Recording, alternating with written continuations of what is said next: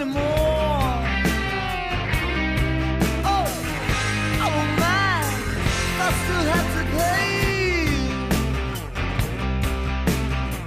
I can talk about records all goddamn day.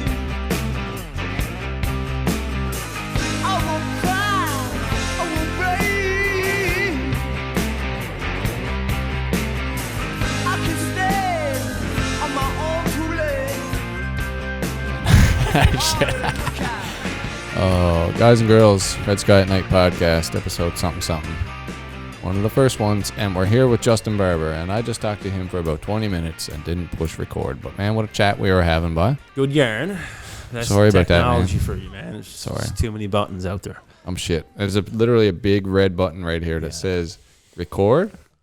But anyway, we're figuring it out. Thanks for being with us, man. Yes, buddy. Working through the few little kinks. That's it, man. Yeah, we were just talking about Justin Barbour. For those of you who don't know, the Newfoundland explorer, and who you've probably seen on YouTube now, right around 20,000 subscribers, shitloads of views on all of his videos, and it's essentially he has lots of videos of himself out doing all sorts of outdoor activities and challenging himself in various ways, but most recently released a 10-part series of himself and his loyal companion Saku, who I'm petting right now,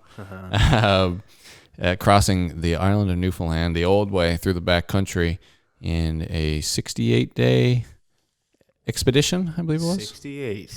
Clear across. The Armour Yager. Yummy eggs. 68 days. From what? Yeah. McKay's or like Robinson's? From Robinson's on the west coast, the Newfoundland. Right over the Long Range Mountains, through a few lakes and a few woods areas, and finished at Cape Royal on the Avalon Peninsula. Here, Saku, get off the tripods, my son. Saku, here, Saku, come here, buddy. Come on. It's all wound up now. We left him upstairs, poor old Sack. Over here. Sit down. Yeah. Get him up on the table now, the ones. Yeah.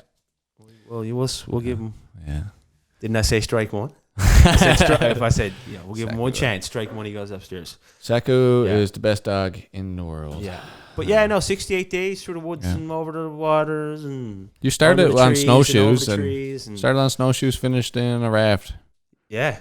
Started. It was late April, but Long Range Mountains, yourself. Born and raised on the west coast. Yes, sir. Snow reaching till June like 2,000 feet above sea level. Even what's the highest out by Lewis Hills? It's like 2,500 feet above sea level. The K box there is something like that, I think. Yeah. Anyways, snowing late in spring, but yeah, man. But towing that old sleigh. Towing the sled, right? Yeah, tore the guts out of that, man. Yeah, $5 sled. Yeah, and funny you say tore the guts out of it, because a few days ago, when I was on these woods roads in the interior of Newfoundland, like roads that were put there for a hydro project, Beta Spear hydro project. Anyways, so when the snow was gone, I still had a fair bit of gear there, and I had my raft, and I had a sled, and I didn't know if I was going to use the sled again. I was using this road for about 40 kilometers. Yeah. But at the end of it, I thought I may have used the sled again. There was still snow in certain places, so I wanted to keep it. So I just threw like a couple light items on the back of the sled.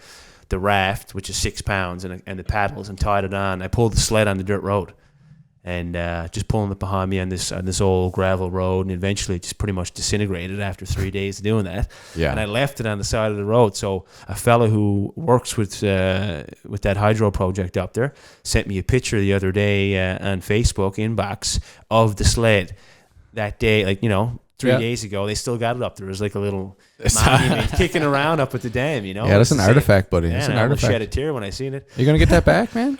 Maybe leave it where it was, put a little burial ground there on the side of the road. I don't know. I don't want it back. I don't. I thought about it, ran through my head. Do I want that back and hang it up in the shed? Or I just keep it for the boys to have a conversation topic at work? Boys, when you see this, the people who currently have that sled in their possession, I want it. We'd love to put it up here in the podcast studio as an artifact. So anytime people come here, I'm like, you see that sled? Let me tell you about what happened for that sled to get the guts torn out of it like that. I'm putting it up on eBay now. Yeah. Oh, I won't be. Not until you're real famous, Once after you get on a loan and wins it and all that stuff. Yeah, no, I'm just yeah. But that's not why you're at this anyway, boy. You're just out here. Like, why are you even doing this? Why don't you just go teaching? Why don't you just go teach all day? like a normal person and go make money and I've like tested the waters there. yeah. What are you why are you going out and doing this all the time, man? Because I got to, man. I'm going with it, going with the flow. You're just a savage. Yeah, I got into it, man. I stirred up the ancient, the ancient travel, the way of movement. You know what I mean? Just being out there and moving on the land the way we had to do it before we had houses everywhere and communities, and we had skidoos and quads and vehicles and airplanes and all this kind of stuff. And you had to move with the seasons and with the food sources and exactly. I just enjoy to do it. Once you do one or two of these small trips, it's kind of becomes like it's just something that you crave to be out there. It's very unpredictable. You don't know what's going to happen around the next corner. Whereas today, the way we live, sometimes things it's like a routine. You basically know you're going to wake up and go out to the washroom and, get your rinse and eat your breakfast and go to work and come home and you're in your house. And work is unpredictable in its ways too. And especially business owners. And it doesn't, as a teacher, you don't know how kids are going to be feeling and what's going to be happening. Kids are nuts. Right. Every day you're getting a different, a different bag of tricks there. But, for me, it's just being outdoors, man. I love, of course I appreciate nature and those experiences, that connection, and it's very interesting and fascinating to me. But I've always liked challenges, and that's like we've talked about me playing hockey growing up, and I always considered myself, I was a competitor. I always competed hard and trained myself to be the best I could be. Since high school playing hockey or what? How you are playing hockey since you were like as long as you can remember since a kid? As quick as I could get skates on, I guess. My father got them on me when I was probably 4 or 5 years old. I think it was 4 years old. Yeah. But just did the Newfoundland. Played minor hockey, got into AAA. Yeah, I played some high school, and then I went away and played junior A, and I kicked around and went to a couple Quebec major junior camps and stuff like that. But I just always enjoyed the physical training aspect, of hockey, of getting yourself ready for a training camp or a season, and and the big games and the big moments, and for me, these trips give me that same, with regards to having a challenge and having something to work towards, and I'm out, and you're a free man, right? That's the other thing, and that's that can become somewhat of an addiction to be out there and. Battling the elements and, It's almost like an entirely different reality, basically, versus like what you do as someone who, gets up and goes to work from 9 to 5. Like we all have to, most of us have to, you as well, to keep this going right now are still working as well. Yeah, but it's entirely different reality to be in that mode versus like waking up 700 kilometers deep in the backcountry kind of. Sometimes I feel like during the daytime, like this world is a dream. It's like when I'm out there for some of these trips I've been out there for a while. Like you're out there for 20 odd days and you haven't seen a soul. Yeah, and you're just in like the wildest wilderness you could ever imagine in the middle of Labrador. Yeah, this by world yourself. Seems like it's a dream. It seems like it just doesn't even exist. You mean this world that we're in now, this or world, or this the fake world is what I call it. Sometimes because it is very fake. There's nothing natural about it. There's other than this beautiful wood. Other than this beautiful spruce. Right? Yeah. Sanded down with sandpaper. Yeah. But, but you're right. It's I feel the same way, man, a lot of times. It's like it's a dream. Once I'm out there for that long, it's like, this is, it's like a completely, and you're out there and getting through one of those challenging situations, when you get that knot in your stomach, you don't know, like if I got to get around a rapid, am I going to portage or like pull my canoe up through it, or, if the conditions get rough on a lake, you try to hack along the shoreline, and you don't want to swamp your canoe. Do you pull in and set up camp, or do you keep inching your way along, So many decisions that have so much, and I think this is why this world seems like a dream. Is like it's too easy, people spend so much, and people get so stressed out about the little decisions they have to make sometimes, and it weighs on them so heavy. But, a lot of times, like when you're out, you're making these so many decisions that can have so many crazy results. You know, it can go depending on whether you pick the zig or zag, whether you're portaging or you're paddling. It's like your day can go a number of ways, right? Yeah, that can. You learn your lessons fast. You know pretty quick if you took the wrong route or like, oh shit, I should have done that. You know. Yeah, for sure. And then when you get through those situations and you get the camp set up, and you know, there's nothing for hundreds of miles or whatever it might be, and you got everything you need. You got your campsite set up. You know, you got my dogs are with me, and I got enough food to get by, and I got my fishing rod, and it's an indescribable freedom. It is an indescribable feeling of freedom that you can't, and you got through that challenge or whatever it might have been, and it's like the reward for me. Catching a big fish and bringing it back to the campsite. Those rewards are. But does that ever morph into does that freedom ever morph into like an overwhelming like, oh, it's just me. Like no one is going to be able to help me. It's just me and Saku. Like if I screw up, it's me. Not like here. If I fall down and hit my head on the floor, Chris is going to bring me to the hospital. I'm going to get stitched up. You know what I mean? Yeah. But do you ever get that overwhelming feeling of like, oh man, I'm into this. I'm in the middle of nowhere and this is getting scary. No, I don't.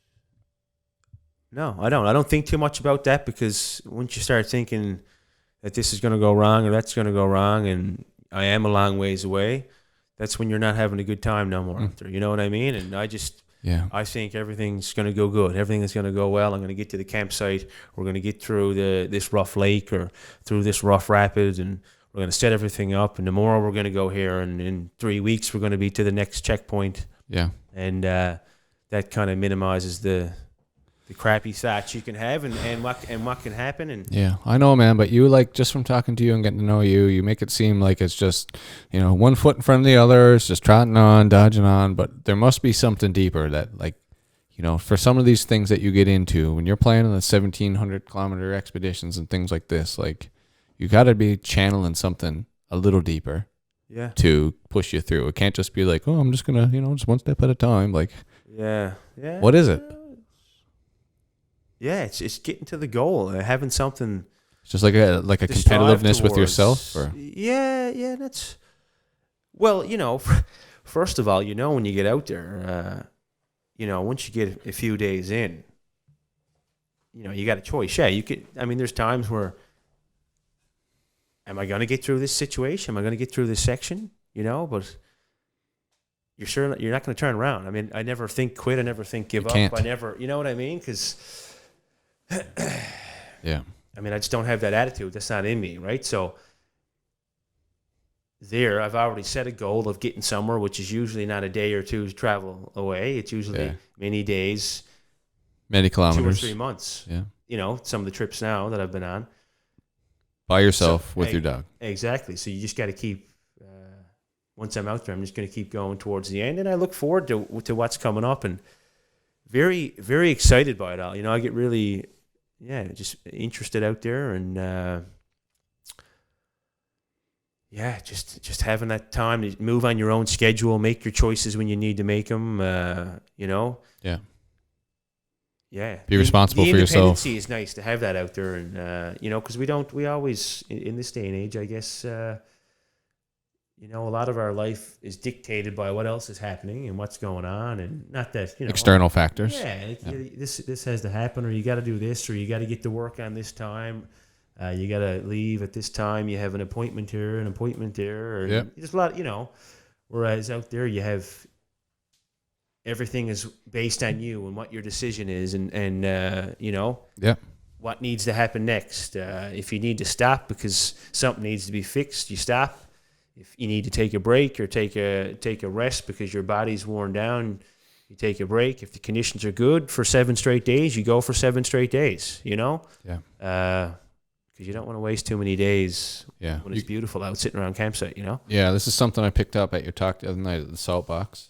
And by the way, shout out to the guys at Salt Box and Ever Outdoor down in Benoit's Cove. They hosted the Newfoundland Explorer Tour the other night. Yeah, Beauty Boys, Beauty. Yeah. Rob Thomas, Eric Bourgeois, Steve Zahanoff, owners of that establishment. And anyone in Western Newfoundland or visiting should flick down to the Salt Box. They presented Justin the other night. Yeah, it was, where he talked about some of this stuff. Beautiful place down there, real nice. Yeah. Yeah. I'd go back for a feed. I didn't really eat much there because. Well, you're too busy talking, but Well, I was yapping, right? Yeah. So. Yeah, but you but literally, but you I literally dummied did your those talk. muscles when I got home. You did your talk, and at the Saltbox they had food there for like, you know, it was part of the ticket at that event. And Justin, like, we paused when the food came out. He literally got off the floor, walked past this mound of mussels and like salad and all this stuff, and grabbed like one mussel and ate it, and then walked straight out to go see Saku, and then left at 11:30 at night with like 5 pounds of mussels. Yeah. And ate them at 2:00 in the morning. Just rationing out, you know. Yeah, you don't mind, man. Live off that muscle for a week, you know. You must have some gut, man. Like some iron stomach or what? For what? Like, do you have running stomach issues, man, out on these trips and like? No, you're not. Just eating random and like, you know. I don't eat nothing random, man. Like well, fish, like you're eating ducks and stuff like that. I know, but like, you know, we're eating like wild game. Is it? Wild game's awesome, obviously, but you know, I don't know. I just thought it would be possible to like maybe eat something bad or. No, I'm not trying shit. I don't know what, you know, unless I know what it is. I'm not going eating no random. Yeah, and you're cooking everything, obviously, like extremely properly. Yeah, you know. It's just. You find your stomach and like your system feels. It's more of a like hunger thing, right? And that's not hard on your stomach. That's more psychological. Yeah, well, just and it's eating away at when you're not eating a whole lot. Which sometimes, I mean, got to ration things out because I know I might be behind schedule or or whatever. There's some bad weather coming up, or I was at a situation on a Newfoundland trip where I had to cross a lake, but it was still froze over, and I didn't really want to bushwhack around the sides of the lake. It would have been extremely difficult. So I had to ration out food there for 7 days while the lake unthawed. I was eating basically like a pack of oatmeal in the morning and like a Cliff Bar during the day, like those power bars, Yeah. And, I eat some for breakfast. A small pot of pasta or any fish I caught at supper. So I was only getting probably at the best for those 6-7 days, like 1,200 calories a day. I was really rationing. That's not very much. 1,200 a day. Like a Big Mac meal, if that. Big Mac meal is probably more. Wow. And doing what kind of activity on those days? That's not hard on your stomach. But is that like hunkering down, like 1,200 calories a day, doing nothing? Yeah, no, like, not even cutting, like just cracking off sticks to put in the fire because I don't want to be out like chopping away and, You thinking about that always? Are you Paul Bunyan on the wood, you're really taking your time then and trying to conserve energy the best you can, I suppose. Are you conscious of that all the time? Energy conservation and your intake versus what you're using?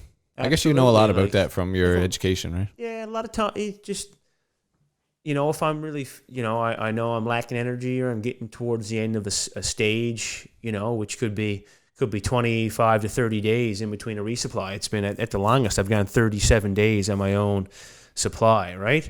And, that's over a month.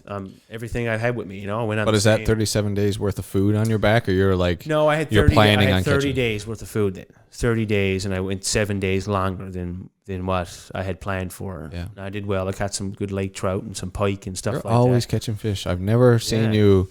I haven't seen a video, and I don't know, maybe it exists, but I haven't seen a video where you're like, I'm starving. I didn't get any fish to eat. No, like you're always banging them out, man. Yeah, hook a few. I don't, just get the line in the water, right? Fish long, fish hard. The more, but you get to monsters. The hook's out there, the greater your chances are, I suppose. Yeah. Are you getting such gigantic fish because you're fishing in places that most people aren't fishing, or what? Yeah, that's certainly a factor for sure. You're going to somewhere like Smallwood Reservoir too. I caught big fish, big lake trout up there, and some real big brook trout, and that's just because it's a big lake. It doesn't matter how many people are fishing out there, right? Yeah. That thing's like it's the 10th largest lake in Canada. It's full of biggest fish. One in our lake trout, brook trout, pike, whitefish. I never caught any whitefish there. But and what do you see when you're fishing? Like, what's that? What do you see when you're fishing? Do you see other people out fishing? That you run into never. anyone on Smallwood? No, not one soul. There was guys when I was like 14 days on Smallwood. It was 220 kilometers across that lake, and towards the end of that the other side of the lake, couple guys who were following me online because I share these trips on Facebook. I don't I'm not on the news feed. I can't be on Facebook while I'm in there, but I. What are you using your device? Your my coordinates get posted by my inReach. Right. Yeah. So these coordinates they go on to Facebook and Twitter, and people can see exactly where I'm to along the way. But that's pretty cool. Yeah. So using that rig. And but yeah, no, on Smallwood, I mean, there's the fish are big, and these guys had been following me on the inReach, and my pilot wrote me and said, these lads want to come in from Lab City and they want to come out and visit you. And they brought out a few beer, and they brought out a few moose steak, and I had gone 3.5 weeks without seeing another soul, and they came in on this big jet boat, and came on Smallwood. But I mean, I was on Smallwood for 14 days, didn't see anything. That was if it wasn't for them coming to see you, you probably wouldn't have seen anyone. But so that's a shoot. I mean, the lake is. They say it's like the second biggest reservoir, because it is a reservoir, right? Like a dam reservoir? Yeah, second biggest reservoir from Churchill? By surface area in the world. Yeah, Churchill Falls, the project there, Mm. So, that's the headwaters of it all, Smallwood, Yeah. But, so, no, there's not, that's definitely a reason why some of the big fish are getting caught, because less people are out there, and but I could be in the middle of nowhere and go a few days and not catch any, which is interesting too. Yeah. You're casting in these spots, and you just think it's a given that you're going to pull out a 2-pound brookie when I've gone 3 or 4 days in Labrador. I went 3 or 4 days and didn't catch a thing. Casting throughout the day. Yeah. And a bit of that too. I was in a river system, and that was in mid-July or late July, so. Fish aren't in the rivers as much. Then they're more in the lakes. They come in the river to spawn. Were you discouraged when that was happening? When you were 3 days straight, were you like, what the hell? Yeah, no, I wasn't really. I just said that's fishing. That's fishing. Yeah, sometimes. you're not banking on it. No, because I don't. It's tough to do when you're planning to travel. A couple thousand kilometers nearly to rely. It's a lot of stock. Well, you'd wither away. You'd be nothing but a clothes hanger by the end of it, right? Yeah. You wouldn't make it. You wouldn't have enough fuel. But yeah, and some of those long. That's like Buddy who went on alone without a ferro rod, eh? Oh, absolutely. But some of those long sections, where I'm, and we were getting at this a minute ago, and we kind of drifted away. Was I'll just cut down a tree, a big ass tree, whatever it is, like 15 feet long, and I'll just cut it in 2 junks that are 7.5 feet each, and just slide them into the fire. So instead of cutting up junks that are like 2 or 3 feet long, like firewood junks, you're feeding. Well, yeah, I'm just sliding it in. So I'm not consistently. I mean, cutting wood burns a lot of energy, right? And hell yeah. especially when it was getting colder out. When I was in Labrador last year, mid-September. Well, the last 3 weeks of the trip ended October 15th, and in mid-September until October 15th, the last 3.5 weeks, temperatures were in the negatives every other day. It was 3 days where they rose above zero, and it was +1 or +2. So I had to keep warm, So I was, I didn't want to be cutting firewood all on some of the days I was windbound, which was a lot. I didn't want to be cutting wood flat out all day long. Yeah, you gotta conserve in those trees moments and sliding them in, Yeah. Yeah. But, yeah. Whatever it takes to conserve those calories, man. You lose a bit of weight on these trips too, I think, Yeah, that's just. This is why I can't do it. It's a sacrifice, man. It's like anything else. It's like the sacrifice of being on my own for that long. It's the same thing. So, losing a bit of weight is a sacrifice. Put myself out there just to. But you gain weight first. Dream, are you like carb loading and shit before you go on these trips? You're trying to bulk up. Yeah, I try to as much as I can. It's hard. I mean, I'm one of those guys who can eat all day long, and not put on a half pound. Yeah. Eat McDonald's 7 days a week. 3 meals a day, But you did put on weight for Labrador, didn't you? Yeah, I did. Yeah, it took me. I was on protein powder. Just eating like peanut butter all day or something. And I was actually. We went out last winter. We went out to Marble, me and the missus, and went for a little ski run down the hill. The slopes. Shout out to Marble Mountain. Down oh my Jesus, is it? OMJ, yeah. OMJ. Yeah. And I mean, I'm not a big skier, so but we can talk about that in a bit. But I took it on, Yeah, imagine. The competitor in me. Challenge. But yeah, we went out to Corner Brook, and we went to, what did I get to? Where were we going with that? I don't know, man. Have fun to buzz there now. Yeah, me too. Yeah, we were coming out, and... Were we talking about Chris? Yeah, I don't know. I can't. Jesus. I don't know, boy. Yeah. I don't know. What about your boots? Yeah, the boots are. Is that where are they from? Mountain boots, man. Lower mountain boots. They make a good boot. They're from from what trip? They are from the Labrador trip. Last year's last year's journey, you know. So we're not going to be saying too much about the Labrador bringing him trip around. because he's right now. Justin's on tour currently, touring about this excursion. His Newfoundland trip is all on YouTube, under the YouTube handle Justin Barbour. It's the Newfoundland Explorer, 68 days through Newfoundland. But the Labrador adventure is not exactly. I think you got a summary up on your YouTube page now, but basically the tale of it is being told now on this tour that he's on, right? Yeah, that's based just, you know, stories and, you know, whatever, a few vids and a few pics. Yeah. But you did film the whole Labrador trip, right? I got it all, you know, got a bunch of footage. I haven't really... You're not sure what you're going to do with it yet? through a bit of it. No, I'm not 100% sure, you know. I could put it on the YouTube channel pretty easily. Yeah. Whenever I feel like it, you know, but it'll be some time. Maybe it could be a good documentary. Yeah. Well, I've been, you know, in touch with some like some broadcasting or some production companies to get it to broadcast, maybe. But you know, a couple irons in the fire, you know. Cool. Yeah. So. Very cool. So those boots, what you say they're Loas? They're Loas, man. Loas, like a European company. They making them over there for years. Now they've been in the U.S. of course for a long time, but they just got a Canadian branch now, the first time. A company in Quebec. Because I was on the Loa website, man, and you're on there as an ambassador. They've got you and Saku, big picture up there, right? Yeah. And so you're like, you know, what kind of relationship you have with them? They're sending you out these boots and you're wearing them on your expeditions, and like, do you have to give them feedback on this kind of stuff, or you got a bit of a partnership there? Yeah, well, I mean, you know, the boys are pretty. They're pretty. They don't want you know, they want me to wear the boots, and you know, people obviously know if they. I mean, I get some good snaps of the boots in the video, so you can tell they're low. You know what I mean? And I get some pictures and stuff, but I don't. You know, I'd bring them up here and there and talk about how they perform for me, which has been amazing over both trips. I mean, I've covered, you know, a good 1,500 kilometers walking alone on those boots. Probably a little less because I paddled a lot in Labrador, but certainly a good 600 or 700 kilometers walking in those over the last couple of years. Yeah. And but you know, they don't want me like, you know, saying, "Loa, the best boot. Go get the best boots." They're like, wear it and see how it does. Wear it and let people see you doing these crazy trips in these boots, and they're gonna be like, "Well, these boots, you know, did well for this guy because he said they're a good boot, but he didn't like, you know." Hey, Sack. Oh, there must be someone's at the cottage store. Us, you know? Yes, that's Saku, right? He's there for protection, right?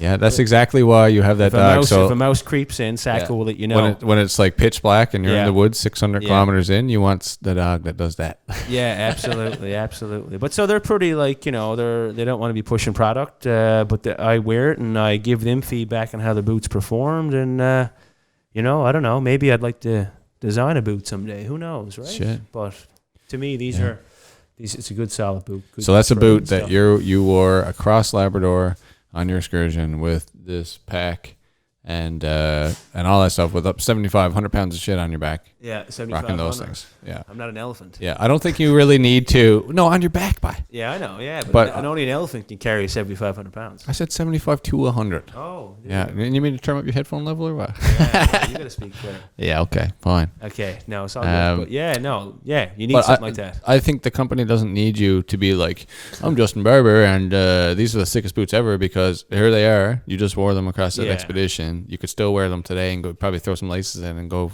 you know, maybe go do it again. Except, you know, it's evident that the boot's pretty good. Yeah, they're all right. Exactly. The proof is in the pudding, like they would say. Yeah. But you know, that's good solid boot, man. You know, if you're into a hiking boot, get a Loa mountain boot. What about Sack, man? You guys all just heard Saku say hi there a few minutes ago. How do you keep Sack like, you know, in good shape when you're out on this thing? And how do you manage his gear, the extra gear that you got to bring with him? You know, he's got food. Is he eating all kibble, or is he eating like the fish that you're catching? Or he gets his fish. You know, he gets his fish in there. We usually split that.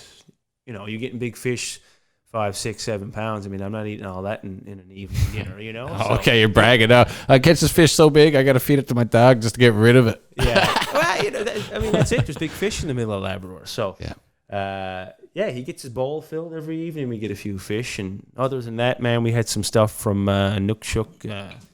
They're like a high performance dog food company out of Fredericton. So shout out to the guys at Nukshuk, right? Shout out, Hook and Sack up. They provided the grub for the trip. Yeah, they gave like the highest calorie dense food they had. So like it's of course a lot of calories for less weight, which is everything we're after, moving lightweight, having lighter gear, lighter food, and it's like me, because I'll be packing things that are high in fat, because more calories for less weight. Fat has the highest calorie per density. Yeah.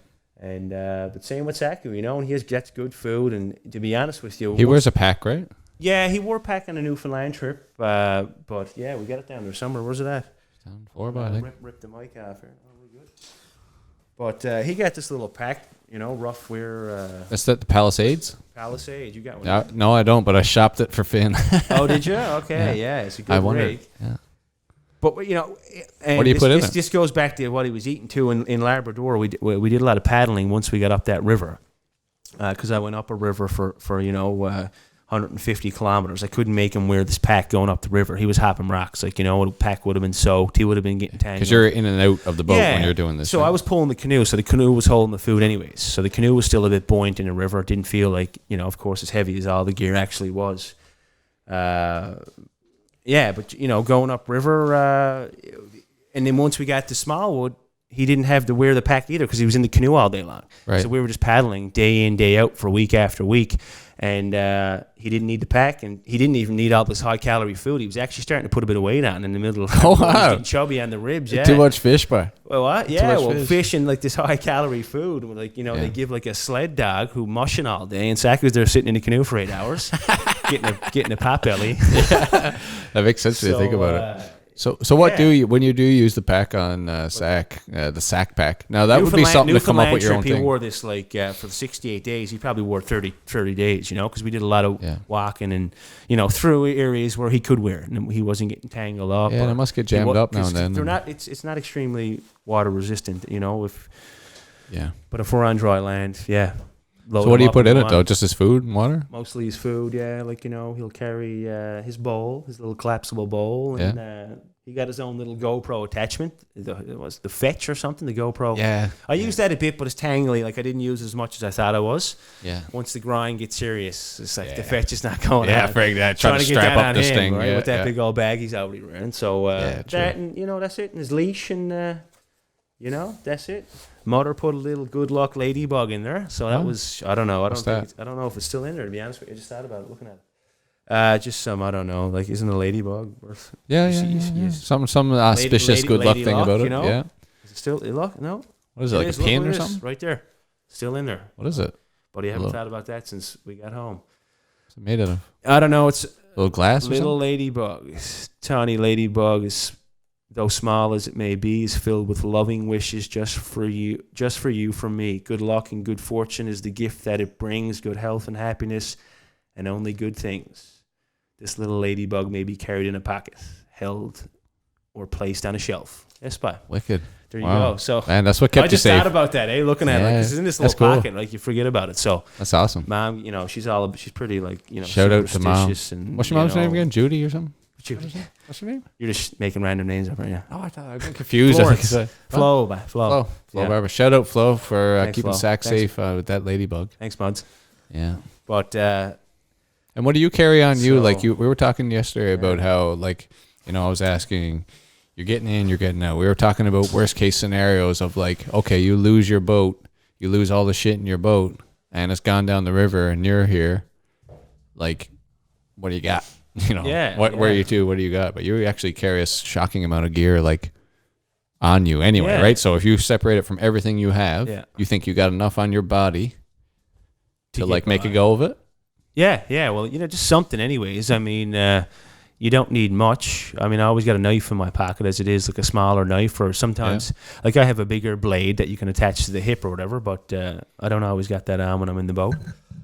But yeah, I got my little, we got her down here anyways. We might as well bring it up.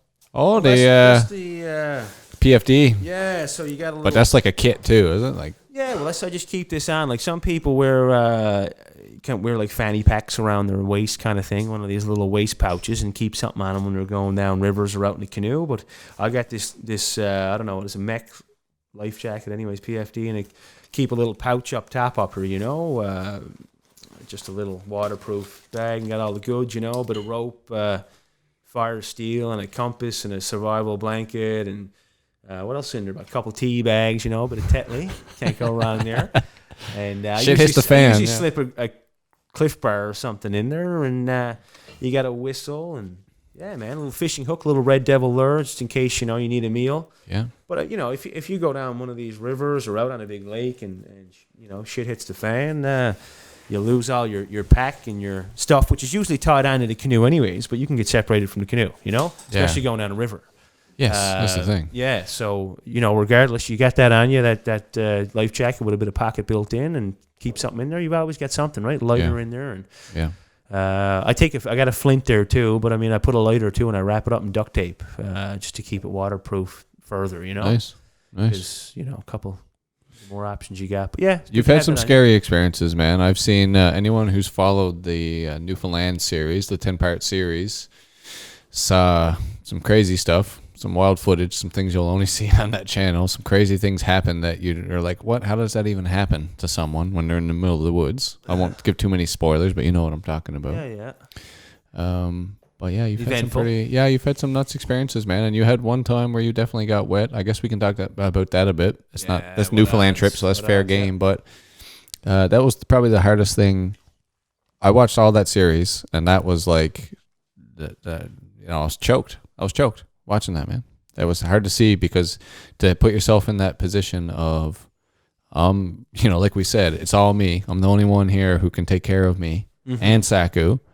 And then you're both in the river all of a sudden, upside down, and your gear is like, you know. Yard sale. Yeah. What do you think about, like, you know, in your video, you never really, you know, you showed what happened, but in reflection, thinking back on it now, like, how do you feel?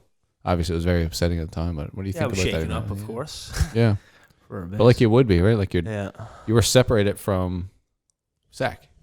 For a long time, man. Like something like 20-odd minutes. Yeah. And last time you saw him, you were going upside down in a river or whatever. Yeah, and like, it was a series of events that it's almost hard to believe, you know, that,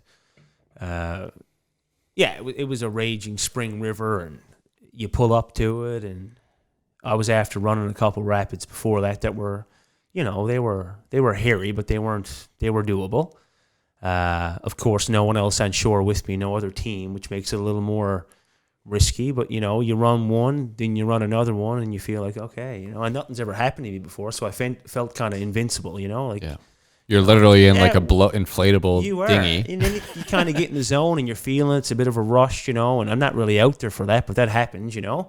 I don't go out there to put myself in, you know, in situations where, you know, could end it all for you, but it happens. But yeah, you know, you get that feeling going down a few rapids, man, that was good. Now, okay, we're coming up to the final one, which is worse than the first two. It was a hairy, there was a couple sections. What river was this on?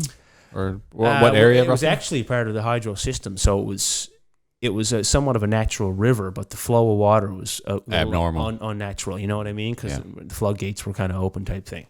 So like down the side of the river, where there's a couple rocks and things sticking out, which broke the strong flow of the river. That was my plan, to stay in close on one side, and where this current wasn't strong, we could have sifted our way down. I seen a nice V, you know, going downstream, a couple sections I could break through.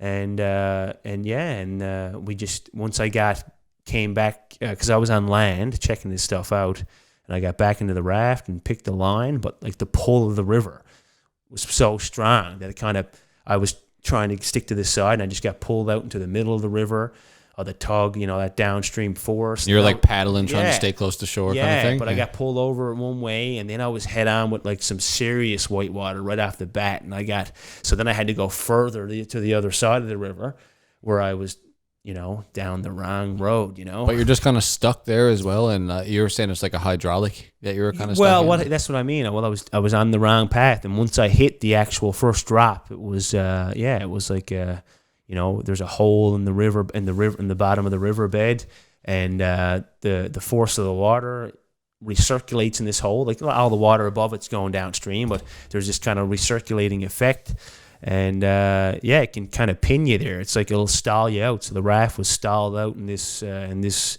hydraulic is what they call them for, you know, I don't know how long. To me, it felt like forever, but in the footage, it's something like it's a good 15 seconds just there. and just watching us in the raft. You're just kind of like surfing it, right? Yeah, like and I'm you're paddling kinda, for dear life with my kayak paddle, and the river trying flowing, to flowing force down, myself right? out of it. Right? Yeah, the river's flowing downwards. You're not paddling against the current. You're flowing down. Yeah, downstream. And you're you're downstream. And you're basically stuck in a thing where even though the river's flowing that way and you're paddling that way, your boat's not going that it's just way. a recirculating. Yeah. Where the river drops in this hole, it starts moving backwards in this little section. It's kind of like a whirlpool. Yeah. And and then they say like it's either eventually it shoots you out, or you may have to dive down into the actual river itself and get shot out from underneath Spit by out. taking your life jacket off, because with a life jacket on, it would keep you there like a bobber. You know what I mean? Just stuck forever until eventually you inhale enough water and you drown. Who could actually make that decision, dude? You got to be some OG paddler to be like, you have I'm to be stuck, there I'm about pinned to enough die. where you're taking on enough water where you know Yeah. you're not getting out, so you just say, this is it. I need to take off my But life jacket, not apparently, intuitively. if you dive down at work, it's a pretty effective way to get out from what I've read. I read up on some stuff before on whitewater before I left, and because I never have done a whitewater paddling course. I did canoeing course, but not whitewater. But I did some rivers and kind of just taught myself on some rivers in Labrador when I was teaching up there in 2016. And but yeah, so we got out of the hydraulic. We got shot out after 15, 20 seconds. It just got shot out, and all of a sudden I was going backwards down the river. So I was looking up. Oh. It just spun us out. Like we were there, pin. All of a sudden it was like, pew, and then we shot out and we were back in the river. So I was like, okay, but backwards. still alive. You know what I mean? Yeah. And but backwards, so I spun around, and then there were some submerged trees, on the side of the river. So I'm kind of like reaching for dear life to grab onto a tree or something to get in the shore. But like this river's raging, especially at this section. And the river forked, right? And I went down this narrow fork, man, and it was like a roller coaster, like huge swells, And I made it right down to the end of it. We're probably another 30 seconds battling the river and kind of holding on to Saku and everything else, and hit this big wall of white water, and that was it. Like what? Do you like flip backwards or? Like, I don't know. Just kind of know. a blackout. You know what I mean? It Next was. thing you It's know, like you're I in the seen drink. light, you know what I mean? It was. I was underwater for. I don't know. I inhaled a bit of water. It wasn't so bad. A few burps when I got up out of there on shoreline, but I didn't inhale enough, of course, to keep me down, and got up and. And you stayed with your boat? How? I don't know. I came up and the raft was right next to me, and I just grabbed onto it as quick as I could. And but the first thing I thought, of course, was where's Saku to, right? And that is, for anyone who's seen it, that literally is the first thing you thought. It's like the footage shows, because I guess the camera was mounted on the boat and the boat goes upside down. The footage shows, it's like underwater. As soon as it comes back straight again, it's like, holy shit, where's Saku? Yeah, Saku. I didn't. And you don't know, I because I still don't know. Did you see him? Like, did you remember seeing about him like in a the class 4 or 5 rapid? A big. Yeah. You've never seen your dog swim down that before, I don't imagine. Something. No, let alone a dog who was only Couple like months 9 old. months old. So, but it's a Cape Shore water dog. They breed them down in Branch, south coast of Newfoundland, or they're out in the ocean chasing, sea ducks and like eider ducks and turs and the Atlantic Ocean. And they do this most of the time in January and February when the ocean is the coldest. They're hardy. It's They can swim. and they're out there crashing against the rocks, bringing these birds in, and that's what they're. Yeah. They're not even bred to be retrieving freshwater ducks like a lot of lab retrievers. From I've been told, they're bred to be in the ocean. So, big swimmers, good swimmers, and So I just got on the shore, pulled everything in, and just first thing I done was I hopped in the raft and. I had to paddle back out. I got everything off the raft, my bag and stuff, and paddled back out into where the rapid was spilling into the lake, looking for him. Couldn't see him nowhere. Of course, the force of the river there was pushing. I couldn't get in very handy to the rapid. I was out probably 150, 200 yards because the force was just couldn't paddle in that close. Yeah. And then after a while, I seen a black figure in the woods, sticking off a point just to the side of that rapid, and Saku. And I was like. And you can hear me in the video. You were on opposite sides of the river of each other at that point? Well, I was just out where the river was feeding into the lake. Right. I was out probably like 150 yards where, like I said, the current was that strong. I couldn't paddle the raft in any closer. I didn't know what to do. If I didn't know where he was. I figured if he's anywhere, he's washed out into the lake. Yes. So I paddled out, and I couldn't see him nowhere. And I was like, holy, whatever. So I turned around and Do you think he got washed out to the lake and then came back up, or do you think he got right across? Right where the rapid ended. He must have just popped out and swam right to shore right away. You know, I'll never know. Never know. Amazing. Right? So you should have had that freaking GoPro thing on his back. Bye.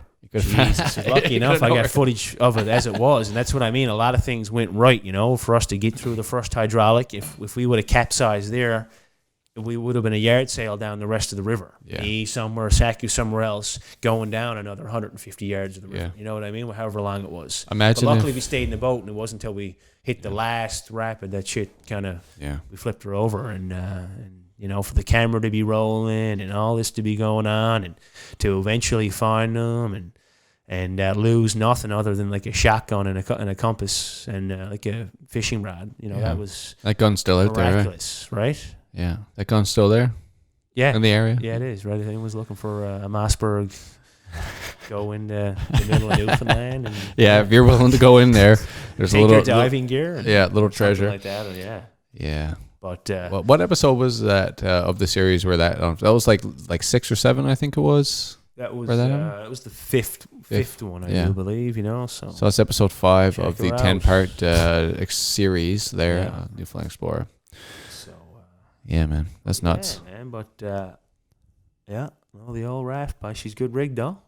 Yeah, you put a lot of faith in that raft, dude. You take that offshore, pounds, man. I think 6 pounds. I mean, it's like same weight as your tent, really. I mean, I got a lightweight tent now, but a lot of tents are like 10 pounds. But it looks like when that thing is fully inflated and you got the GoPro shot of yourself and that thing on your back, it looks like it weighs 200 pounds. Yeah. You know what I mean? And it looks like a bit of a kite too, honestly. Like, does that catch the wind when you're working? Yeah. If you're on a portage and you're on a windy barren or something like that, and you get a good gust coming at you, it's going to be like, you almost got to lean forward so you're keeping the tip is pointing ahead, if you know what I mean. You almost, someone wrote and said, you look like a Ninja Turtle.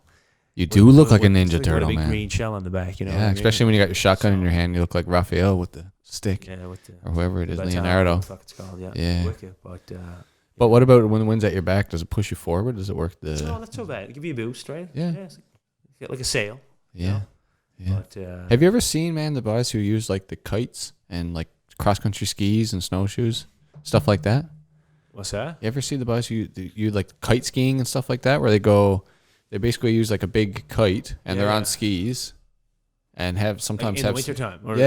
And like basically use the wind to travel People across do that land. down in the like doing some of the Antarctica trips into the North Pole. I think Ray had. No, I don't think Ray used a kite. I think Ray might have used fat bikes down there. Yeah, that's cool too. You're familiar with Ray Zahab, right? I am. Yeah. Another epic Canadian traveler. He is. Yeah, ran the deserts. Crazy. Wherever, man. He's just running. Yeah. What deserts did he run? Look it up. Yeah, I should. When I talked to him, he did a show in St. John's, for my wife's company. What he presented? He presented it was a corporate. Yeah. But it was happened to be for my wife's company she was working for, and just chatted with him a bit. And he's like, man, I don't remember exactly when this was, but he was like, man, I was smoking 2 packs of cigarettes a day, until like very recently, right? He's like, I basically knew I needed to change something. I wanted to get healthy. I went from smoking 2 packs a day to running across the Namibia desert. Like, he replaced his smoking with running, killing himself, just ultra marathon type stuff, he right? made publicly known that was. That's what he told me anyway. You know that. I know he puts that sound like his website. Yeah, the cigarette thing. Yeah, 2 packs. I've seen the story. It's like his biography or something. Nice. You know what I mean? So but that's base level motivation. Good to let people know that you can go from that to what he's done, and cold turkey or however he done. I don't know what he done, but he had like he's a Canadian. He's from Quebec, somewhere in Quebec. He's Quebec. Yeah, and he did this. He ran across the Sahara Desert. This is the one that he did. Yeah, the Sahara, and Matt Damon narrated like this documentary. I don't know if you watch it, but I seen that he did. Yeah, I don't know if you've seen it. Maybe I can pull it up here. Let me see. Pull it up, man. Pull it up. Let's try this technology. A little shot of you now. Do you have an @Red Sky? We got the Facebook page, but we don't have the Instagram yet. Okay. But we'll get there. Get on the horse then. I usually do a little selfie too. Someone like you, I thought you'd have that figured out. Yeah, boy, we're still recording yet, man. Kidding, man. Get off me. Right. Running the Sahara Desert. Becoming an actor was probably. I don't know. You take it. Good morning. All right, Matt Damon and like what a random thing, Matt Damon. Yeah. Hey, good morning, How do they get guys. that going? You know. How you doing? Great, great. How you doing? Great. Matt, you know, is there a personal challenge that you've taken, like doing something crazy, like running the Sahara Desert? Becoming an actor was probably the most daring thing that I did. It's pretty daring, there becoming an pretty actor. long odds against making it in that racket. That's Matt Damon, but not no, Ray. in terms of something, I could tell with the Boston twang, you know. I mean, that's the reason we wanted to document it. What they were doing was, in fact, so incredible that we just really thought it should be filmed. Now, Ray, tell me about those physical and emotional obstacles that you faced, and then how did you keep it going? You know, physically, I tell people when I started that expedition, I went in at about 162 pounds. And to paint a picture of how difficult this expedition small was, dudes. I left the expedition weighing about 119. So physically, it was unbelievably difficult. We had everything from sickness and injury. It was all there. When you're running those distances every single day, it's obviously going to have a huge effect on you physically. But to be perfectly honest with you, mentally and emotionally, the expedition was 100 times more difficult. For several reasons. Two of the main. How long was it? You're away from This your clip family. here? You're No, away from the people you love the most, run. and you start to really appreciate the things you take for granted on a day-to-day basis. And I would say. But they did it. Ray did it to raise awareness to like the water, like the Sheds. water issues, like Clean water. in Africa. Clean yeah, water, access to clean water Yeah, kind of that's thing, right? Okay, yeah. By like running clear Yeah. across, and I think it probably has something to do with the fact that a lot of people in Africa have to walk like miles a day just to go get some clean water. They do. That's no Yeah. doubt. That's why the life straw was invented. You know that, right? For Is that why? yeah, for people in Africa to stick, because one of their tests was sticking it in like a mud puddle, pretty much, and showing that how they could get 100% clean water from this. Have you tried bog that? hole. I've put it in some pretty dirty puddle or little bogs and little sections. Some. I haven't done it on the side of the road nowhere. No, No, I wouldn't do it on the side of the road me either, man. You don't know what's going to be in that. So. Yeah. But yeah, no, but he lost a lot. What do you do? We went from 160 to 120 pounds. Yeah, I think so. That's a Yeah. lot. And he's like, And I was thinking, go ahead. yeah, he's a pretty thin dude. Yeah, I think he's he's pretty kinda short like dude me, too, like- right? Yeah, I mean, I'd say we're a similar body type. He's I probably think a bit you're way shorter. bigger than him, man. Yeah, well, I think my shoulders are a little, but I'm pretty, I'm pretty wiry, right? Yeah. I do have a broad kind of shoulder, but my, I'm pretty narrow and I don't put weight on easily, Yeah. Similar body type, but he is, I'm can move, he I'm can trying to run, find the right? thing he did, Ray Zahab. He didn't do Antarctica. He did he did some winter treks, he does like fat biking up to the North Pole and shit. 1,500 kilometer mountain bike and foot, crossing both Baffin Island in Canadian winter and the Atacama Desert in the Chilean summer. Nice. Ray, you're just showing off now, man. And you know what? I know. Remember, earlier I was talking about I went to Corner Brook. It was to get protein powder, is what it was. That weight gainer. Because I was thinking about, what I done to pack pounds on before I left. But I was drinking those. This was that last slot from earlier. But I was hammering 8 scoops. Some weight gainer they had something like 4,000 calories per 3 scoops or something. Oh, shit. You just cram it in 100,000 calories a day or something crazy like that. That's just, nuts. just hammering food. Yeah, just drive it into you. Yeah. So Yeah. That's what I should do, man. Same weight since grade 9, I think. yeah, but again, I mean, I was doing that and eating McDonald's and getting eating a bag of spicy Doritos every evening, and it was only went up 5 pounds in 2 months. That's nuts, man. Right, the best Nuts. weight gainer that they had at whatever the hell it's called. What's it called? What's that supplement store? I used to go to it all the time. Corner Brook? GNC. GNC, yeah. Some heavy weight gainer. It's just metabolism, is it? Like your body just like, he just shits it out or something. Yeah, I don't know. I do Yeah. take a lot of shits. Yeah, good Yeah. ones, I hope. Healthy ones. Yeah. Yeah, way too many. Yeah, Way too many. I got to get it Good under though. control. Yeah. Yeah. Better than having, bad guts. Yeah.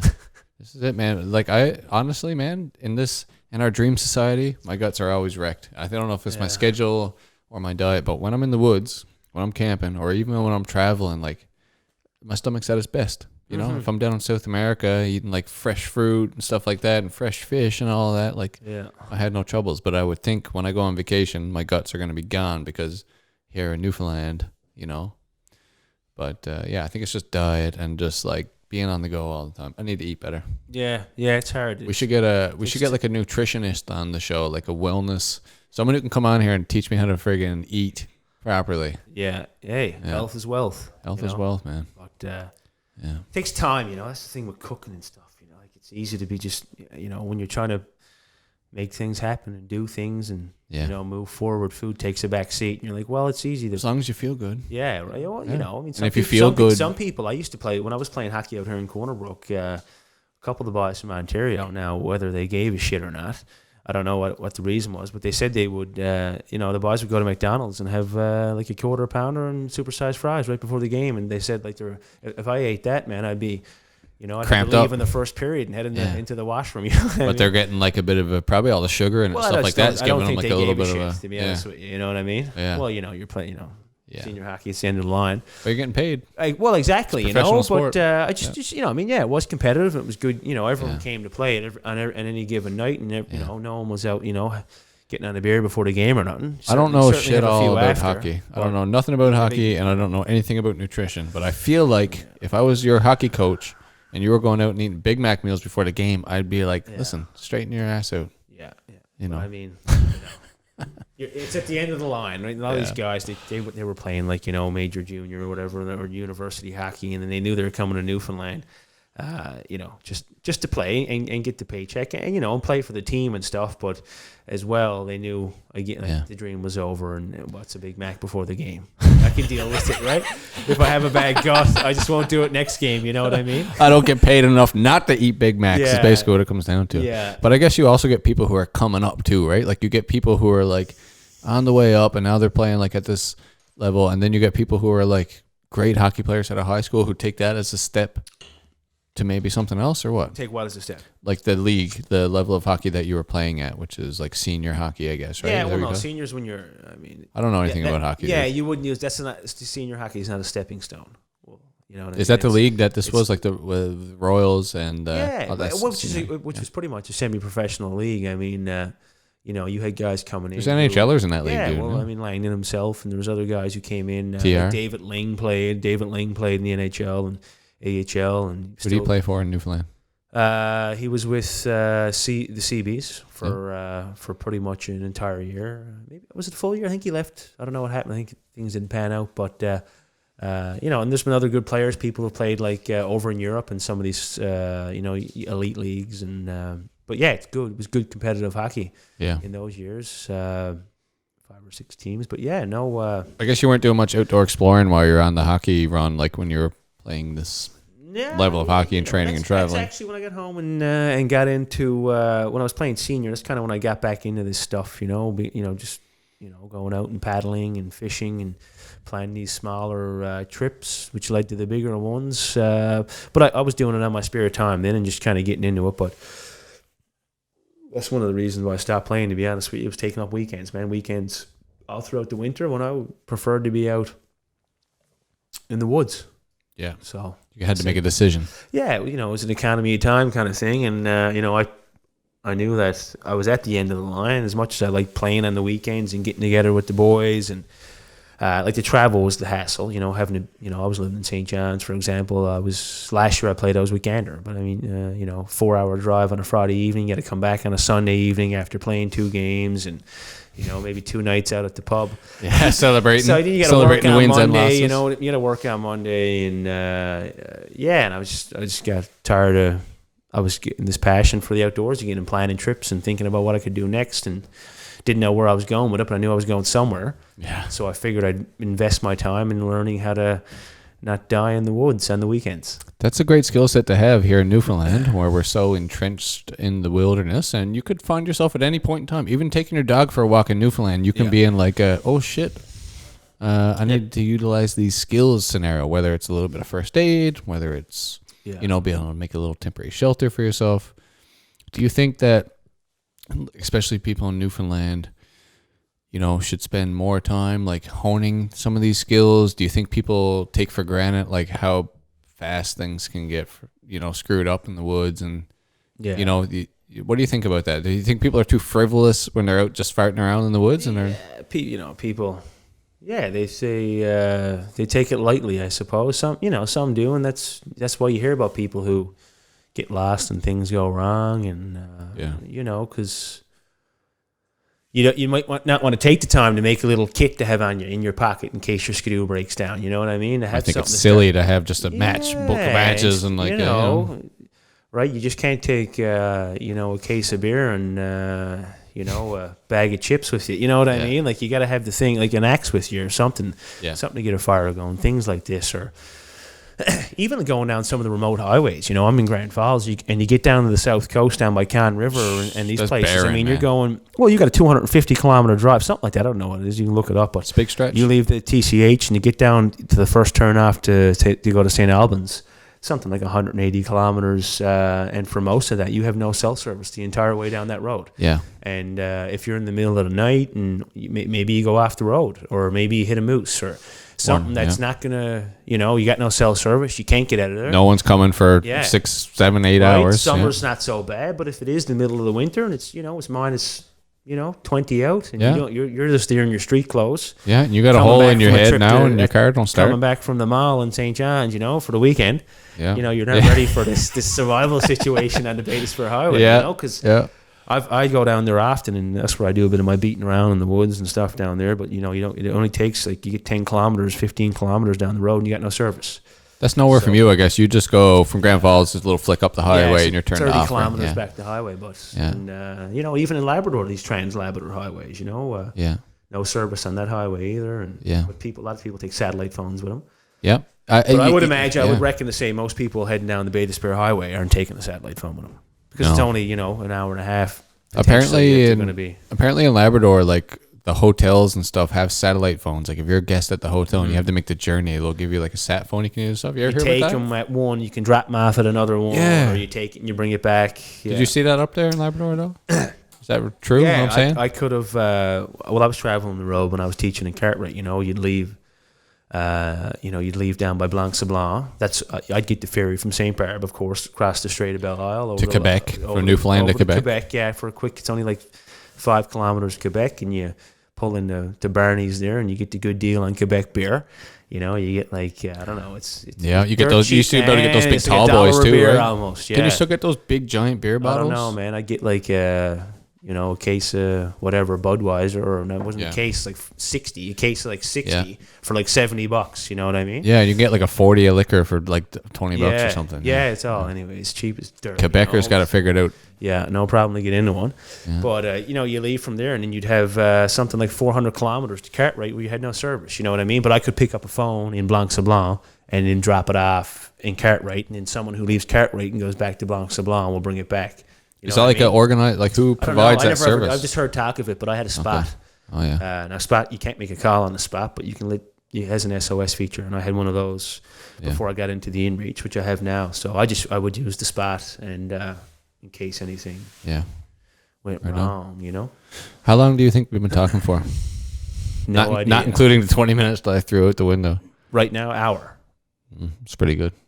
Hour and 3 minutes. Really? Yeah. Thinking something like that. And I'm getting to the point where I have to pee, and now I'm realizing the benefit of having a co-host is like, because I can go pee, and you guys can keep talking. Well, I broke the seal earlier. I had 3 coffees. By the way, you went outside in the cottage outhouse, but there's actually a toilet right here as well. Just let you know for next time you're in the studio, which is going to be next time you're in town. Surprised there's running water this far in the wilderness. I know. Yeah, we got the gravity flow system up to that. Man, we got the gravity flow. It wasn't a bad flight in here this morning, though, was it? No, you're welcome, man. I haven't even been in a helicopter myself, and here I am flying you around in a helicopter. Jesus, it's like a video game. Don't forget, Steady Entertainment takes good care of you. But anyway, man, I think we'll wrap her here now. I want to get you back. I want to leave some things to talk about. Yes. Plus, we have another guest who's going to be coming on for another shoot here now in a moment. But why don't you let everyone who's listening know how they can engage with you, where they can find your shit, and how to get to Justin Barbour on the World Wide Web, man. Yeah, type in Justin Barbour in Google. Dude, you gotta do better than that. What are you on Instagram? Facebook and Instagram and Twitter and all that kind of stuff. Well, YouTube, the channel name is just Justin Barbour. Facebook, it's the Newfoundland Explorer. You can go in there, and Instagram, it's look up Justin Barbour again, and your website is thenewfoundlandexplorer.com. Yeah, well, you go to one of those pages, you'll get the rest of the information. But, stay in tune with mine and Saku's adventures. You know, there's always a couple of things posted up there, and Yeah. get out when I can. I don't know if I'm allowed to See say you this over in before we County go, Seat. but yeah, Saku's doing great. Chris got some shots of him there. I don't know if I can mention this before we go about the book thing. Yeah, absolutely. A couple books in the woodworks. Okay. Yeah, well, they're already done now, but Yeah. yeah, I got one coming out on the Newfoundland trip, so it's just like you know, a memoir of the trip and what went on and everything else, and you know, a lot that was left out in the series because. Yeah, I mean, a lot. It's hard to film everything, you know what You I can mean? only just- yeah. Exactly. So yeah, you know, it's some good stuff there. And Saku's got a children's book coming out. That's called amazing. Saku's Great Adventure, or Saku the nuts. Great Explorer. They're still tossing names around, and that's going to be like a cartoon book of. How are you gonna feel when that sells more books than your And books? the cool thing about it is it's the story told from his point of view.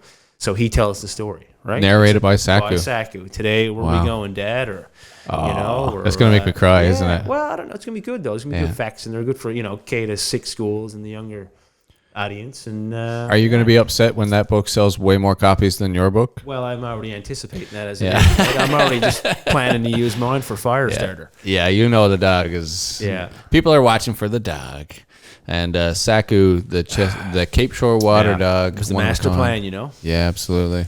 Well, brother, I think we'll wrap it up here now. Everyone can go and follow that. Keep up on Justin and his adventures on his YouTube channel. Make sure you subscribe and you share and you like and you tell your friends. Certainly support, you know, a young Newfoundland man trying to make a go of it here in our great outdoors. Certainly a great ambassador for Newfoundland in many, many ways. So thank you very much, Justin, for coming on into the cottage today. And we shall talk again soon, I hope, sir. Thanks for having me, Skip. All right. Loves you. Love you too. That's a wrap.